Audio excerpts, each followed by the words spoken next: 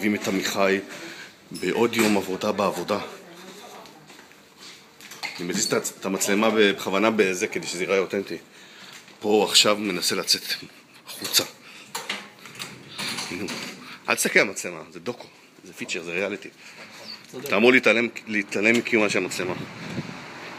אנחנו עכשיו בחוץ. עמיחי בודק מה הכי יקר פה, כי הוא מהעשירון העליון. הוא ייקח את הכי יקר, רוצים להתערב, צופים יקרים. אני לא אמור לפנות אליהם, נכון? אתה לא אמור לצחוק גם עם זה, אתה אמור להתעלם מקיומי ומקיום המצלמה. הוא מביט, הוא מסתכל, יש לו בשמש עניינים. הוא עכשיו מתלבט. אלו קשה לי להחליט. קשה לך להחליט. יש לך כסף בכלל? כן. אתה רוצה שאני אלווה לך? אין לי, אני לא חושב שיש לי. תנסה, תקשיב, זה יהיה טוב אם תנסה לפרוץ את המכונה. ואז אנחנו נראה כאילו שמעגלי האלימות הם יוצאים זה לא קשור לעשירונים וזה. כולם פורצים. כולם מנסים אלימות. וונדליזם. יש לך אשראי. האמת שלא בא לי כלום, חוץ מהפרופו.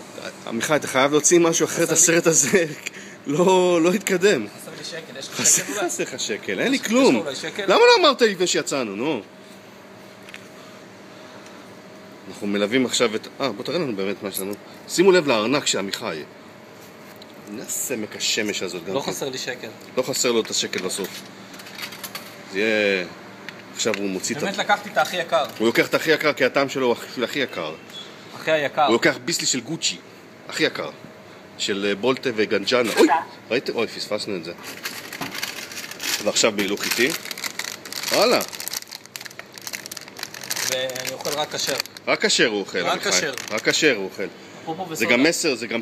זה הסוד שלי לחיים טובים ובריאים. פופו וסודה. כן, וחורים בג'ינס. כן. בוא נחזור, חם לי.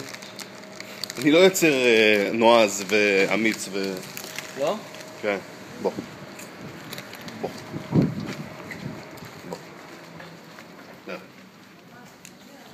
קאט.